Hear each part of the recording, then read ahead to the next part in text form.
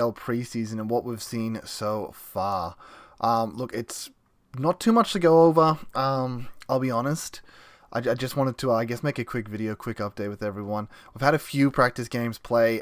It's pretty hard to tell with like Perth, who are playing like NBL one sides, and I think they're over in Japan at the moment playing some teams, and I don't think it's an accurate read on Perth and how they're going to go in the competition. It does look like they're getting a lot of minutes, and that's what happens in the preseason. You spread a lot of minutes. You don't just play your starting five constantly, because that's not what it's about.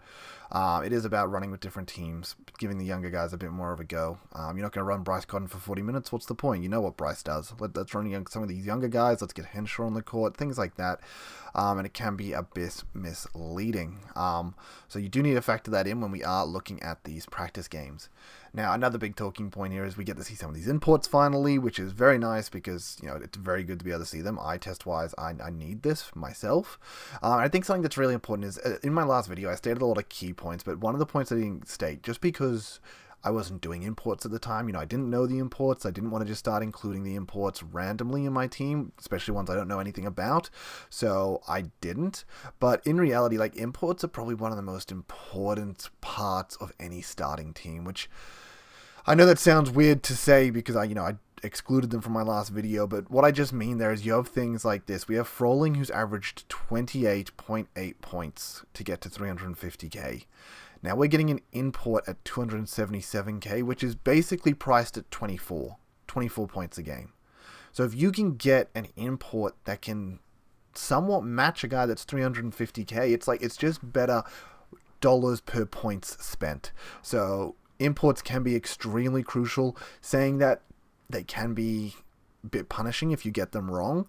Obviously, we had things like Chris Smith last year that ended up down like 130k, so basically close to 140 from me starting. Roberts ended up really cheap as well. But then you had other ones like Lamb, who ended up over 400k at points, and PJC, who ended up over 400k. And that's just how important they can be. If you can get them at this cheap 277 price, if they're there's a good chance if they're good, they're never going to be at that price again. So starting them is extremely important. But once again, they do need a good run. When I talked about fixture, obviously fixture is really important to the premiums. With the rookies, we can get away with it a bit more if they're going to make us money. If you can justify the amount of money they're going to make. So it was really good to see these imports because we really need to know about them. The unfortunate thing is that Brisbane have had so many practice games, so I've seen so much of Brisbane, but Brisbane don't have a double till round 9, so it's like, guys, you almost don't even matter. Saying that, Harrison is so good. He's really taken it up to another level at the moment. At least that's how it feels. And he's looking really good, and I can't wait to get on him at round 9. I think he's actually definitely priced unders for what he can do. But you're not going to start someone that's priced, what's he priced at? Let's just jump to centers because he's centers only. Where are you priced at? He's 230k. You're not going to start a guy that expensive, even if he's 100k underpriced, because he doesn't have a double until round 9. If we start someone, as we even mentioned, where is he? Marcus Lee, 30k cheaper, but will have 5 doubles in the time that he has none, so an extra 5 games under his belt. Yeah, Harrison might make a bit more money than Lee, but Lee's going to put down significantly more points, I would think. So it's just, I don't think it justifies doing that, unfortunately. Zukowski's been really good too. This is what we wanted to see from Rocco. He's actually cheaper than last year, because last year was a next star, so he's 115k at the start. Now he's 95k. He's actually cheaper. And just for this 115k, just so you are aware, guys, that does make them priced at 9. So he is currently priced at 7.8. So yeah, he's cheaper than his starting price. These 69k guys are priced at 6 for their average. Pinu's at 4.8, but I think they've just there must be a roundup that they do here, because technically the 58k guys are priced at a 5 average, but obviously we have a 1 here. Yeah, they're priced at a 5 average technically. 69k is a 6 average, and yeah, we can see Rocco up at 7.8. We can see Aldridge at a 10 average, and I said this should be around about, I thought it was around about 9, but it might be a bit over 9, like maybe a 9.2 or something, because 20k difference between Rocker, but only 6k difference between Aldridge and that price, but still roughly around the 9 mark. So we need to look at what they're priced at, think what are they going to score, how many, like what's the points per the dollar that we're looking at. And centers are important for that. We saw Cam Oliver in the recent game against New Zealand absolutely tear them up in like 18 minutes of court time. Also a really hard game to take from, because Sydney beat them by 44 points. So because of that, they didn't run their big guns a lot. Oliver played 18 minutes. We did have Xavier Cook play like 12 minutes. So then it gives a misread to these other guys that had big minutes because of it. Noy obviously came out and did well. He will probably be six man as he was last year. But then you also had Malic, who dropped like 30 Supercoach, and he's priced very cheap, but he's not going to get those kind of minutes that he got in the practice game. So, looking at the rookies here, it's like, yeah, we want to see who's good, but I think this is more of a look at these imports to see how they're performing. First sort of look at them, because the rookies, it's not that rookies, we're not saying they don't have talent. We're not saying that if they got 40 minutes court time, they couldn't put out 20 to 30 point Supercoach points themselves, but they're not. They're going to get 10, maybe less. Zukowski's a big one, because obviously Zukowski being priced at 8, he did that with pretty minimal minutes last year. Bain's gone. You think he's going to have an increase in minutes. I think if he has 15 plus minutes, you can bank on him being pretty consistent, 15 to 20 points.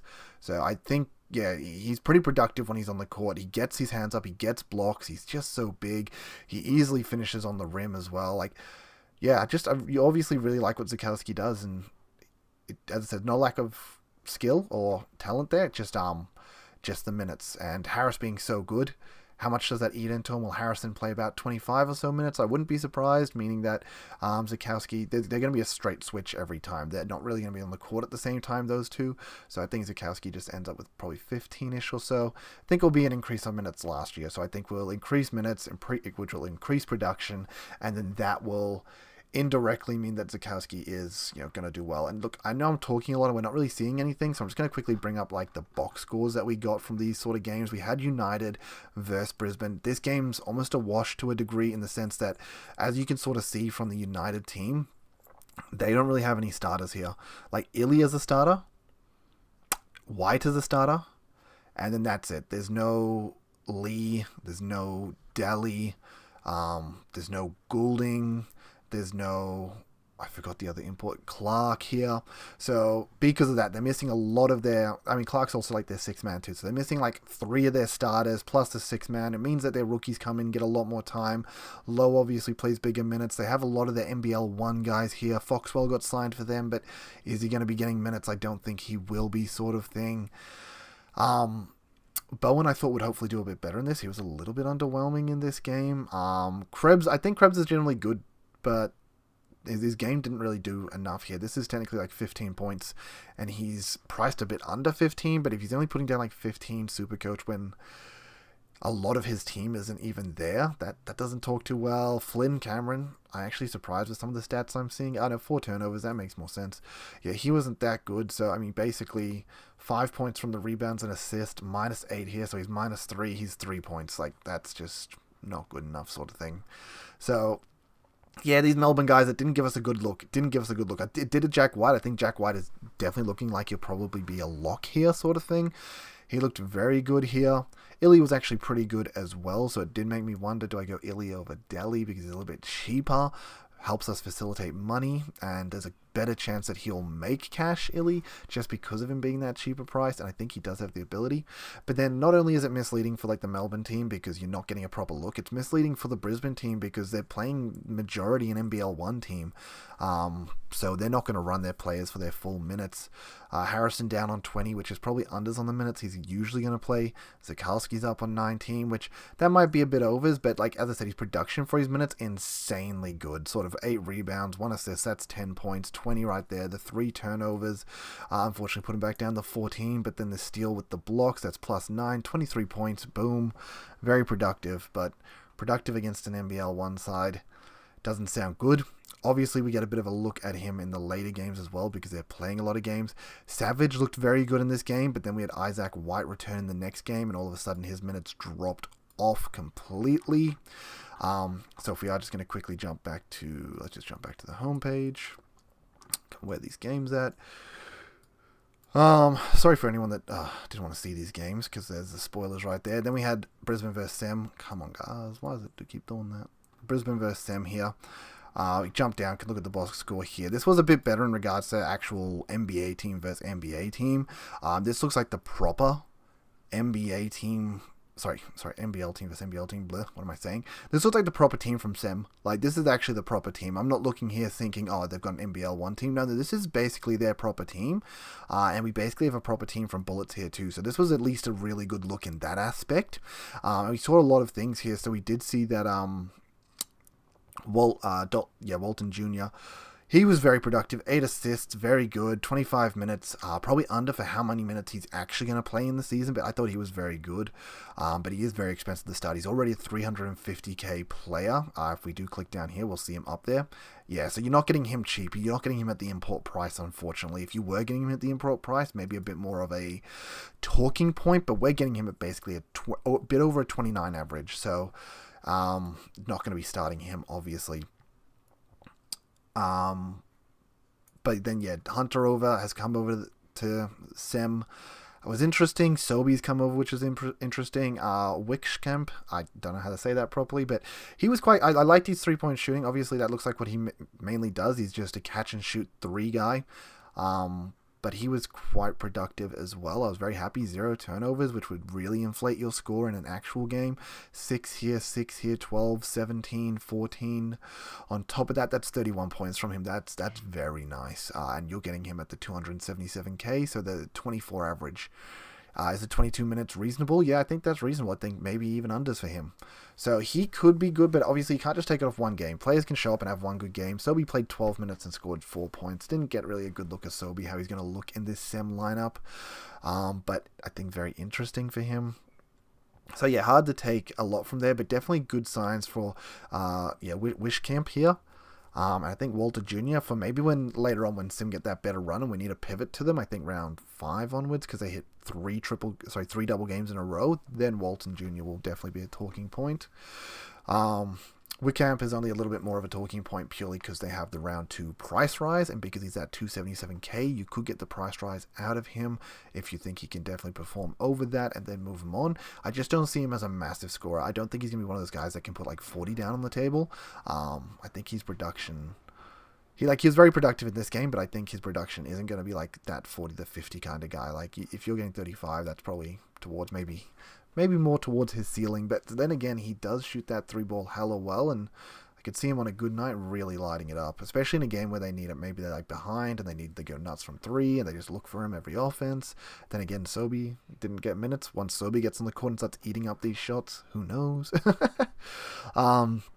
Yeah, Kenyon starting from the bench. We had Glover as well. I thought Glover was really good too. He was very productive. 0 turnovers as well. Just quickly looking at him, he's going to have 3, 7, steals 10, 20 points. 20 points, very nice. Glover's very cheap if we actually look at him. Sorry, I should actually just like filter some of the things like this. Yeah, we're looking at Sem players right now. Glover was very productive at 110. So basically, yeah, that 9.1 average. So yeah, the 115 must be like 9.2, 9.3 average, like what they're priced at. But yeah, very nice from Glover. So I think he could definitely be a cheapie for us. I don't mind starting him because he gets the round 2 price rise. I think he'll be good on their triple games as well. I think he'll be very productive off the bench. So I think Glover's definitely one you keep an eye on. Also, Lewis as a next star as well, someone else to keep an eye on. I'm sure a lot of people brought him up after this game. I mean, 6 points there, minus it, 4 points, put 19 down on the table. 19's good. Price basically the same as Glover as a forward, though. So he's a next star that looks like he's going to be pretty decent as well. So I think Glover and Lewis off the bench, very nice. If there is any injuries or something to the starting lineup and these two end up getting bumped minutes, like they're going to be very nice if you can get that on the right time with the right fixture. But yeah, out of the plays that I'm interested from Sem, the only ones would really be, as I mentioned, Wickskamp, Glover, and then what was it? Lewis as well. So they were probably the 3 that you potentially have a look at in the Blitz and see if they're going to really perform above this price rise. But they're the ones that have flared up my interest at the moment for Sem. Now we jump down to more Brisbane because we have just so many Brisbane games. But yeah, this is really good. We see Isaac White gets into this game, and because he gets into the game, he eats up 15 minutes. Kyle Savage gets 6. So basically, all his minutes end up going to Isaac White. So, I mean, Zukowski, a bit more less minutes, only had the 16 this time. Harrison up to the 23. So this is where a bit more of that balancing comes through. And this is more realistically what I think we'll see in the regular season from them. Saying that, Brisbane did blow this game out a bit early, and then Sem sort of brought it back, but then Brisbane finished pretty strong. I mean, 16 points here, insane. The 7 rebounds, that puts in the 23, with the 1 turnover, 21, 2 blocks, but up to 27. That is insane production from Zukowski, and someone that just needs to be, I think, what, he was priced at 8 or whatever we said he was, at 995k. 95k, he was 7.8 actually is what he's priced at. So like, he doesn't have to do much. He doesn't have to do much to like make money for us this year. And as we mentioned last year, he was the 3rd string behind Bain, so he was getting 5 to 10 minutes. Now it looks like he's going to get between 15 to 20. Maybe that's a bit overs. I think 20 is probably going to be in a max situation where maybe we have Harrison get into foul trouble, but I think maybe more realistic, let's say between maybe 13 to 18 minutes will be his sort of stock standard, and then he'll just work around Harris and how the game's sort of going. But as you see, Harris blew up this game. Look at this, 24 plus 11, that's 35, plus the double-double, 5 points bonus, that goes to 40. Then he gets the assist, -2 for this, 38, plus 9 here. Boom, 47 Supercoach points from Harris. Damn, he's looking elite. He's looking like he's in such good form, and they've really worked with him on the off-season after they realized how good he was. I love his move as well. His step around to the basket is so strong, and it just feels like he scores on it every time. Yeah, super good, super good. And also him and Zukowski really working on that mid-range sort of floater game they were doing. Beautiful left-hand floater from Zukowski in this game too that just buckets. I am wondering if maybe Sem are going to be a bit weak in the center line. I don't know about you, but Hunter just didn't really look like it, and Vodonovich also just didn't look like the strongest or tallest. I think Harrison and Zukowski are very tall, even for centers. They're on that taller end of things, definitely taller in the competition, I would say. And they definitely monstered Sem today. So I don't know if Sem's going to be a little bit of the smaller center side, and maybe similar to New Zealand last year, where they just give up a lot of points to centers and are going to have to rely heavily on guards and their shooters to sort of take over games. That's sort of what I'm feeling like when I look at this team. That's sort of how I feel for Sem. So once again, this might be inflated scores for the centers because of Sem being a bit of a smaller baller lineup than maybe the rest of the comp. But yeah, they definitely monstered them, so they look so good. Adele, also someone that should be of interest. I want to check out, so we're going to quickly jump to the Brisbane lineup here. I am just going to jump to players here and look at them this way so that we see the whole team lists. So yeah, as I said, I don't want to talk too much about Brisbane because they're so irrelevant, but oh, Adele's down at 232k. I didn't realize it was a little bit cheaper than an import price. That's very nice, very nice. He was quite good. As you can sort of see here from the score that he put down. So he put down 16 with the 3 rebounds, 19. We're looking at 25, 21, and then these 2 on top of it, 27 points. Obviously, 24 is where you'd be priced up here. Who's close to him in price? Harris is pretty close in price, so tell us what he's priced at, because it'll tell us his last season pricing. Yeah, last season was a 19.5. Wow, that's really, really cheap. So Adele's basically priced at like 19 is what I'm seeing here. So yeah, really cheap compared to some of the other imports that are here. I mean, I don't think Adele's actually an import. I think, sorry, technically Bateman, Cook, and Prather are imports, I think. So I don't know where Adele came from. I think he was playing overseas and has come back. I don't know. Just, as I said, when these guys are new to the league, I don't 100% know them. But he's a little bit cheaper, and I think that's because he was in the league previously. But priced at 19, he's looking good. He's part of the starting 5. I think Bateman is really good and really wants to get those assists. As we can see, 8 here. Adele's definitely a scorer. And I think they'll rely on him to score a lot this season. Their centers I definitely like, and I think Adele's going to be a scorer. So priced at 19, I think he's also someone that's unders for price, and you can sort of see it in the minutes here. They got run like they were basically a normal team. Adele got run for 32, Bateman got run for 33, Cook got run for 31. We got great looks at the new guys to the NBL in this game, which I was super happy with. Obviously, Prather didn't play this game, so I wonder how he will affect this team when he gets into it. And we don't have Bannon playing this game either. I do think Bannon just sort of knocks Tony Smith-Milner down to a bench position, and Bannon takes the starting 4 spot. And then we basically run with the rest of this team, so this looks pretty good to me. And then Prather, yeah, I am a bit interested in how Prather will affect this. Does Prather end up affecting Adele directly? Maybe he does. So I think this was a good look as to definitely what these imports, Cook, Bateman, very good looks at them. And I think good look at Adele, but maybe a bit inflated for Adele, because once Prather's back, those minutes are cut into potentially. But yeah, I guess they're sort of the main games that have happened. As I mentioned, we also had the... I did watch some highlights for this game. It was really just the highlights for Space Cam going off. Obviously, you guys know I'm about to talk about the Sydney-New Zealand game. This game got blown out pretty bad. We have quick 3 minutes highlights, but I'm not going to bother watching those because it's not enough. I want the 12 minutes at minimum if I'm going to watch anything of this, let alone the full game. Just so we are aware, I did watch the full game for Sem Bullets. Bullets, Melbourne. Once I saw Melbourne's NBL, like their team, their lineup, I only watched the highlights because I just felt like it's going to be a little bit of a waste of time. And Kings Breakers, I do think this potentially could be a little bit of waste of time just from what's happened scoring-wise here. It's a bit bananas, but I do think that New Zealand had most of their team. Because they had PJC, I mean, he only played 23 minutes. It's probably unders for him. They're probably running the other guys more. McCarron at a new club, he used to be a good Supercoach scorer, but he's not... Like, the thing with New Zealand, I'm not going to talk too much, they're not relevant till round 5. So we'll get the Blitz looks at them. We'll get the first 2 weeks looks at them. Then we'll see them in round 5, and we'll be able to pivot in the players that are on good break-evens, and then are coming into that good run. So, like, we don't really need to talk about them. So I won't really actually waste too much time there. We'll just jump up to the Sydney players, because the Sydney players are a lot more relevant. We're going to also filter for our Sydney players here. And we already know who the main guys are. We can see them right at the top here. We got Adams, we got Cook, we got Oliver, we got Galloway. Yeah, that's right. Oliver's in my team currently. I didn't realize clicking on players would kind of ruin that for us a little.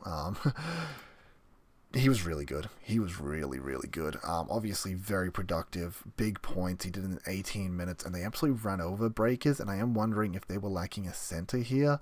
I don't know who Gillespie is, but I don't know if that guy's a proper center. I mean, Menenga's also this other center here, and then Dave Pino. Dane Pino? I think it is, yeah. So I don't know who Gillespie is, but he may not be a very good center. I don't know if we're going to run into the same position that we were last year with New Zealand, where their centers just aren't strong. Bolden's playing as a forward, so he's quite tall, but he's obviously more of a stretch. He's a stretch 4. He's much better from outside. He's not going to be inside bullying them.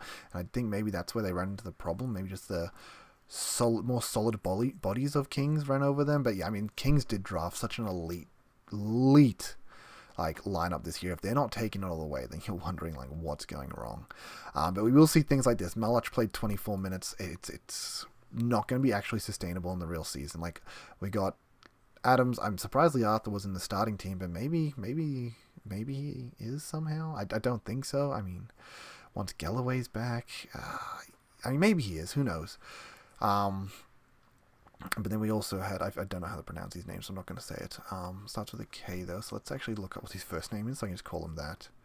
Here we go, Kelly. Yeah, let's call him Kelly. Now, he was a really good pickup from them, and everyone's really hyped to start him in their team. He had some really big minutes here. Is he going to actually have that in the real season? Probably not.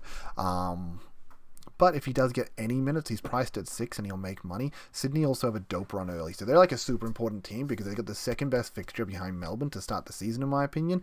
I mean, they have the same amount of games as Cairns, but the difference is they have the price rise in round 2, where Cairns don't have a price rise till round 3, which makes them more important than the Cairns players, because if you're not on them and they end up being really good, you're going to fall behind really quickly because they're going to have that price rise. So you need to be on them ASAP. Yeah, I mean, Adams did his thing. Liafa did pretty well. And just look at the minutes. They didn't even give their starters like big minutes because they were running over them so hard, sort of thing. They really were able to spread out the minutes, put a lot more bench players on, and just enjoy a free win. You know, not a free win, but just an absolute blowout. But this game alone definitely highlighted how good Cam Oliver is. Can Cam Oliver score as much as Xavier Cook? That's the question. I mean, Cook's priced very expensive. Like 29 or something like that, 28. Like he's very expensive for a forward. And the difference with Oliver is we're getting him priced at 24. We're getting him priced almost 100k cheaper. If he can match Xavier Cook's, it's just better dollar per points. So obviously we'd go for an Oliver over Cooks if they're the options we've got. So we'll have the Blitz to look at it a bit more, and that's going to be really important here. But yeah, I guess that's just my takes on the game so far. As I mentioned, Sydney is going to be really important, so I really want to watch more of them, but I just don't think we got much from that practice game, unfortunately. Now, what I'll be doing to finish this off is I will just be giving us one more league code, so for all those that have stuck around to the end, I hope you appreciate. You can see it right there, 934547. So jump into that league, and we'll have a bit of fun this year. See if you can take me down in the head-to-heads. I was obviously pretty strong last year, and a few people pipped me in the last round, but yeah, let's see if you can get me this season. But till next time, guys, I appreciate all you tuning in, liking, and subscribing to the videos for the consistent injection of Supercoach content directly into your YouTube feed. Till next time, peace, later.